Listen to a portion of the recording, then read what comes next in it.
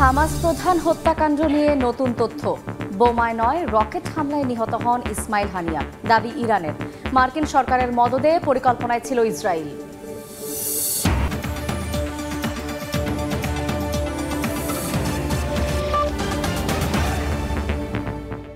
আন্তর্জাতিক সময়ের সঙ্গে আছি আমি শায়লা রহমান ইমা। আন্তর্জাতিক সময়ের শুরুতেই জানব দেশের পরিস্থিতি। সরকার পদত্যাগের এক দফা দাবিতে আজ থেকে সর্বাত্মক অসহযোগ কর্মসূচিতে বৈষম্য বিরোধী ছাত্র আন্দোলন। অনির্দিষ্টকালের জন্য দেয়া এই কর্মসূচির প্রথম দিনে রাজধানী সহ সারা দেশে বিক্ষোভ ও গণসমাবেশের ডাক দিয়েছেন আন্দোলনকারীরা। সহিংসতায় নিহতদের ঘটনার বিচার এবং গ্রেফতারকৃতদের মুক্তি দেওয়ার দাবি জানান তারা। একই সঙ্গে 24 ঘন্টার মধ্যে দেশের সব বিশ্ববিদ্যালয়ের ক্যাম্পাস ও হল খুলে দিতে সরকারকে আলটিমেটাম দিয়েছেন সমন্বয়করা। বর্তমান সরকার পদত্যাগের পর একটি জাতীয় সরকার গঠনের আহ্বান জানিয়েছে বৈষম্য বিরোধী ছাত্র আন্দোলন।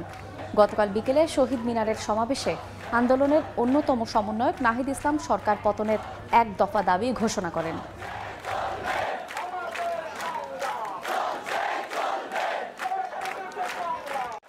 সকল জেলায় জেলায় পাড়ায় মহল্লায় আপনারা বিক্ষোভে নেমে আসুন এবং গণ অবস্থান তৈরি করুন। আমরা অতি শীঘ্রই মার্চ টু ঢাকা ঘোষণা করব। শুধু শেখ হাসিনাকে পদত্যাগ করলেই হবে না, এই যে খুন, লুটপাট, দুর্নীতি এই দেশে হয়েছে তার বিচার হতে হবে। আমরা পদত্যাগ দিয়ে তাকে কোনো এক্সিট রুট দিতে চাই না। এদিকে সহিংসতায় নিহতদের স্মরণে গতরাতে দেশের বিভিন্ন স্থানে মোমবাতি জ্বালিয়ে আলোর মিছিল করেছেন আন্দোলনকারীরা। এ সময় তারা শিক্ষার্থী নিহত হওয়ার ঘটনার সুষ্ঠু তদন্ত এবং বিচার দাবি করেন।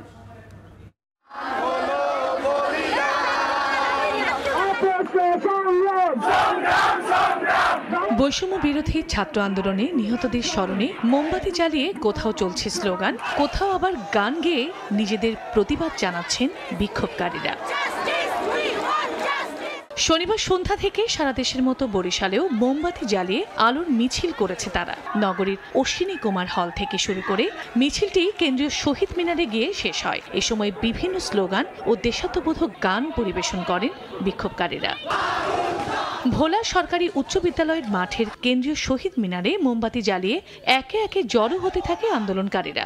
এ সময় নিহত শিক্ষার্থীদের স্মরণে 1 মিনিট নীরবতা পালন করা হয়। আমাদের শহীদ ভাইদের প্রতিদিনে যেই পরিমাণ শহীদ হইতেছে, এই অন্যায় আমরা মেনে নিতে পারি না। এক দফা এক দাবিতে আমরা এখানে কর্মসূচি পালন করেছি, মশাল কর্মসূচি পালন করেছি। গুলি করে আমাদের ভাইদেরকে বুকটাকে রক্তে রঞ্জিত করে দিয়েছে। আমরা তারই প্রতিবাদে আজকে আমাদের ভাইদের শহীদদের স্মরণে তাদের বিচারের দাবিতে আমরা আজকে মাঠে নেমেছি। নিহতদের স্মরণ ও জড়িতদের বিচার দাবিতে টাঙ্গাইলে মোমবাতি প্রজ্বলন করে বিক্ষোভকারীরা। দাবি বাস্তবায়ন না হওয়া পর্যন্ত রাজপথে থাকার ঘোষণা দেন তারা। এছাড়া বৃষ্টি উপেক্ষা করে নীলফামারীর সৈয়দপুরে স্মৃতি অম্লান চত্বরে মোমবাতি জ্বালিয়ে শ্রদ্ধা জানানো হয়। শহরের বিভিন্ন স্কুল কলেজের শিক্ষার্থীরা এতে অংশ নেয়। চন্দ্র বিশ্বাস, ববি, সময় সংবাদ। 20 বছর আগে বাংলাদেশ কেমন ছিল সেদিকে দৃষ্টিপাত করতে তরুণদের প্রতি আহ্বান জানিয়েছেন প্রধানমন্ত্রী শেখ হাসিনা। গতরাতে গণভবনে বিভিন্ন উচ্চশিক্ষা প্রতিষ্ঠানের শীর্ষ শিক্ষকবৃন্দের সঙ্গে বৈঠকে বক্তব্য রাখেন প্রধানমন্ত্রী। ছাত্র আন্দোলনের বর্তমান উদ্ভূত পরিস্থিতিতে দেশের সরকারি বেসরকারি বিশ্ববিদ্যালয়গুলোর উপাচার্য, রাজধানীর বিভিন্ন কলেজের অধ্যক্ষবৃন্দের সঙ্গে মতবিনিময় সভা করেন প্রধানমন্ত্রী। বৈঠকে উপস্থিত শিক্ষাবিদদের বিভিন্ন মতামত জানতে চান তিনি। শিক্ষা প্রতিষ্ঠানগুলোতে আবারও স্বাভাবিক কার্যক্রম শুরুর বিষয়েও দিক নির্দেশনা দেন। অশুভ শক্তির কবল থেকে শিক্ষার্থীদের ফিরিয়ে আনতে উচ্চশিক্ষা প্রতিষ্ঠানগুলোর শিক্ষকগণ একতাবদ্ধ হয়েছেন বলে জানা গেছে।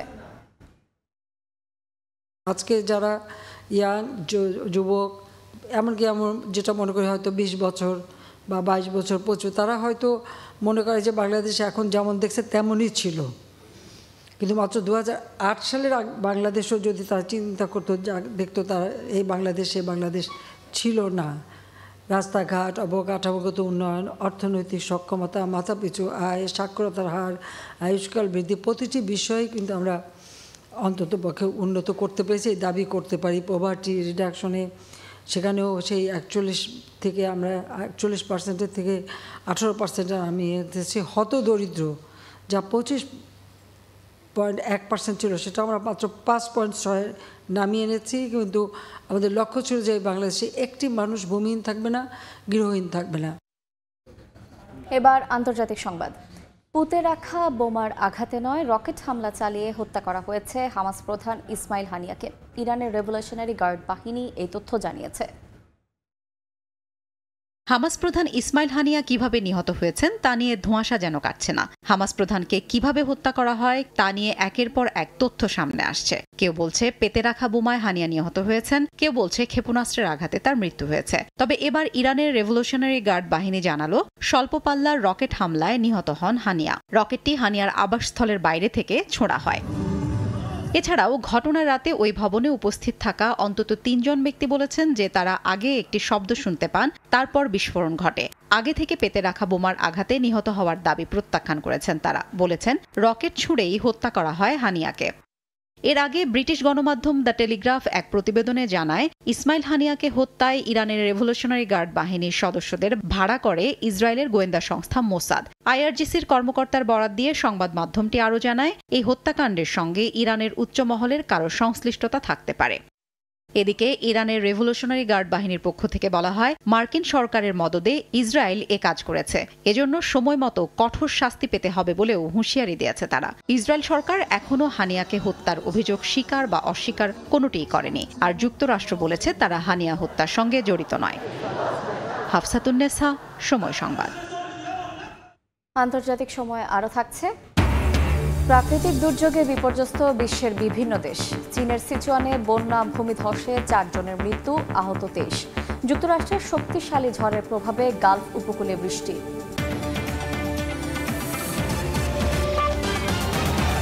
দেখছেন আন্তর্জাতিক সময়। এবার রাশিয়ার একটি সাবমেরিনে হামলার দাবি করেছে ইউক্রেন। স্থানীয় সময় শনিবার জেলেনস্কি প্রশাসন ক্রিমিয়া উপকূলে থাকা সাবমেরিনটি ডুবিয়ে দেওয়ার কথা জানায়। সাবমেরিনটি ক্রিমিয়ার উপকূলে নোঙর করা ছিল বলে জানায় কিয়েভ। ইউক্রেন যে সাবমেরিনটি ডুবিয়ে দেওয়ার কথা বলছে, এমন 4টি সাবমেরিন কৃষ্ণ সাগরে মোতায়েন করে রেখেছে রাশিয়া। এই সাবমেরিনগুলো ক্যালিবার ক্রুজ ক্ষেপণাস্ত্র ছুড়তে সক্ষম। তবে সাবমেরিনের উপর হামলার ব্যাপারে রাশিয়ার প্রতিরক্ষা মন্ত্রণালয় কোনো মন্তব্য করেনি। রোস্তভ অন ডন নামের কিলো ক্লাস সাবমেরিনটির মূল্য $300 মিলিয়ন। গত কয়েকদিন ধরেই রাশিয়ার নৌবাহিনীর অবকাঠামো লক্ষ্য করে একের পর এক হামলা চালায় ইউক্রেন।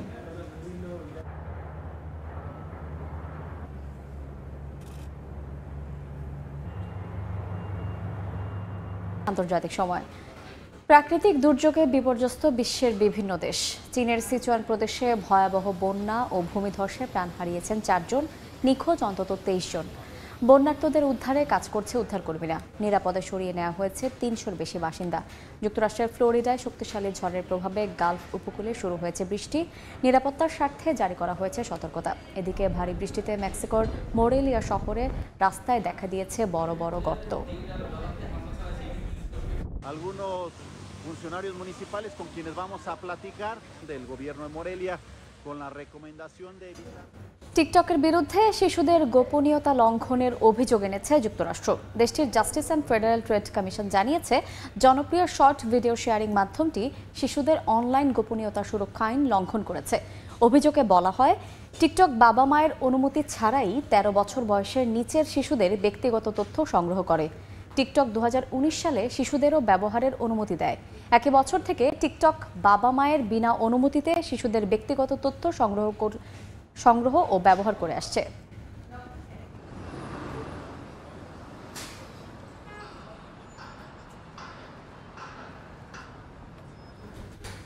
আন্তর্জাতিক সময়ের শীর্ষ সংবাদ জানিয়ে দিচ্ছে আরেকবার। হামাস প্রধান হত্যাকাণ্ড নিয়ে নতুন তথ্য। বোমায় নয়, রকেট হামলায় নিহত হন ইসমাইল হানিয়া, দাবি ইরানের। মার্কিন সরকারের মদদে পরিকল্পনায় ছিল ইসরায়েল।